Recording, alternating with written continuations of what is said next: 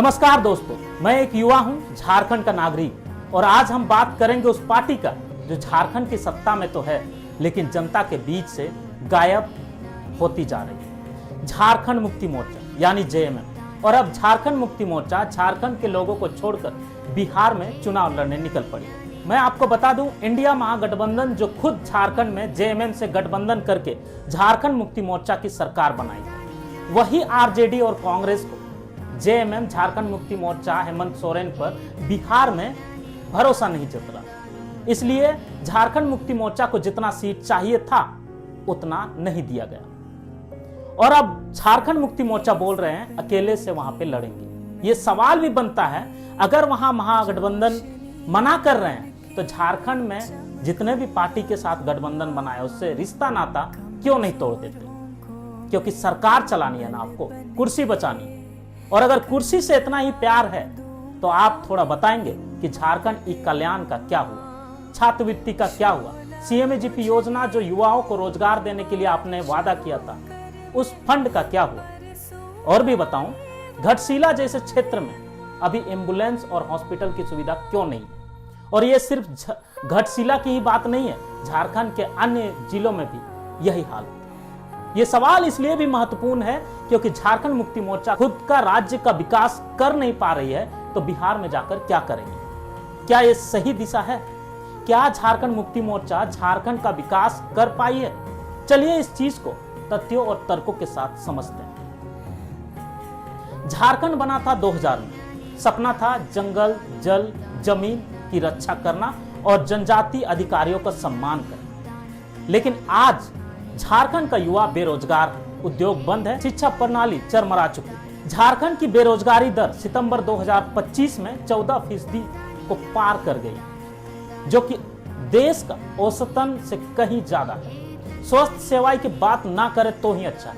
ग्रामीण क्षेत्रों में आज भी अस्पताल में डॉक्टर की उपस्थिति नहीं, दवाई नहीं। सड़क और इंफ्रास्ट्रक्चर की तो हालात इस तरह से है कि कुछ इलाकों में आज भी कच्चे रास्ते हैं, टूटे सड़कें हैं, लोग गिरते हैं और मरते हैं। तो सवाल है, सत्ता में बैठी जेएमएम आखिर कर क्या रही है? आप सोचिए, एक पार्टी जिसकी जिम्मेदारी झारखंड को आगे ले जाने की थी, वो अब बिहार में चुनाव लड़ने की तैयारी पे है। क्या जेएमएम को झारखंड के लोगों पर विश्वास नहीं रहा या उन्हें सत्ता से बाहर जाने का डर सताने लगा? झारखंड मुक्ति मोर्चा ने बिहार में 6 सीटों पर चुनाव लड़ने का ऐलान किया, चकाई, कटोरिया, जमुई जैसे इलाकों।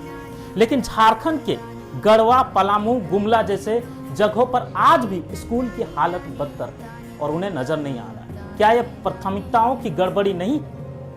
आइए कुछ और ठोस आंकड़ों से बात करते हैं ताकि आपको और समझ में आए। झारखंड में स्कूल ड्रॉप आउट रेट जो होता है आज भी 20% से पार हो चुका है। यानी 100 बच्चे में से 20 से भी ज्यादा बच्चे पढ़ नहीं पा रहे।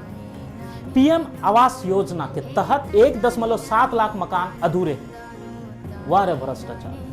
ग्रामीण क्षेत्रों में बिजली की उपलब्धता सिर्फ 64% की है, जबकि पड़ोसी राज्य बिहार इस मामले में बहुत आगे है। और आप बोलते हैं कि बिजली माफी कर दी। बिजली तो तब आप माफ करोगे साहब जब आप बिजली दोगे। सबसे बड़ी बात भ्रष्टाचार। हेमंत सोरेन सरकार के खिलाफ ईडी की पूछताछ, खनिज माफियाओं से गठजोड़ और ट्रांसफर पोस्टिंग का बाजार खुला रहना, क्या ये सब विकास की संकेत? अब सवाल यह है कि जेएमएम बिहार क्यों जा रही है? क्या ये राजनीतिक विस्तार है या हार का डर? क्योंकि झारखंड में कई ऐसे पार्टी है जो जेएमएम को टक्कर दे रही है और हेमंत सोरेन को विधायक होने का डर सता रहा है। इसलिए बहाना बना रहे हैं कि जेएमएम को इंडिया गठबंधन ने बिहार में सम्मानजनक सीट नहीं दी, फिर भी अकेले से लड़ेंगे। और इसलिए उन्होंने ऐलान भी कर दिया है कि बिहार में वो अकेले लड़ेंगे, नहीं तो क्या आन पड़ी थी। लेकिन सवाल ये है, क्या झारखंड मुक्ति मोर्चा पहले अपने घर की हालत सुधारनी चाहिए या फिर नहीं? मुख्यमंत्री ग्राम गाड़ी योजना, मुख्यमंत्री रोजगार सृजन योजना, मारांग गोंके जयपाल सिंह मुंडा प्रवासी छात्रवृत्ति योजना, अल्पकालीन कृषि ऋण राहत योजना, सावित्रीबाई फूले किशोरी समृद्धि योजना, इन सभी योजना को आखिर सरकार ध्यान क्यों नहीं दे रही? राजनीति फायदा उठाने के लिए सिर्फ मैया समान योजना का झुंझुना बजाना सही है क्या? दरअसल आपकी सरकार इर्रिस्पॉन्सिबल, अनअकाउंटेबल, नेग्लिजेंट और केयरलेस है। खुद के राज्य के लोग का भरोसा डगमगा रहा है तो दूसरे राज्य में लड़ाई क्या दिखाता है? ये एक तरह की पलायनवादी राजनीतिक रणनीति नहीं तो और क्या है। मैं एक युवा हूं और मुझ जैसे लाखों युवाओं को चाहिए रोजगार, अच्छी शिक्षा, ईमानदार शासन, साफ नियति। लेकिन झारखंड मुक्ति मोर्चा की नियति हमें सिर्फ वोट बैंक की राजनीति दिख रही है। दोस्तों, विकास सिर्फ घोषणाओं से ही नहीं होती, जमीनी बदलाव चाहिए। और जब सत्ताधारी दल सत्ता का दुरुपयोग करता है तो आवाज उठाना हमारा हक बनता है। और आज की युवा पीढ़ी जानती है, सोशल मीडिया से लेकर सड़क तक खामोशी रहना कोई विकल्प नहीं। झारखंड की जनता को अब सोचना होगा, क्या जेएमएम ने वादे निभाए? क्या जेएमएम को आपने वोट दिया था उसका सही इस्तेमाल हुआ? क्या अगले चुनाव में फिर से इस पार्टी को मौका देना चाहिए? राजनीति में बदलाव तभी आएगा जब हम सवाल पूछेंगे। झारखंड मुक्ति मोर्चा का बिहार में जाना कोई नई रणनीति नहीं है, ये डर का प्रतीक है। झारखंड में जो उन्होंने कुकर्म किए हैं, ये उनके फेल होने की राजनीतिक मॉडल का संकेत है।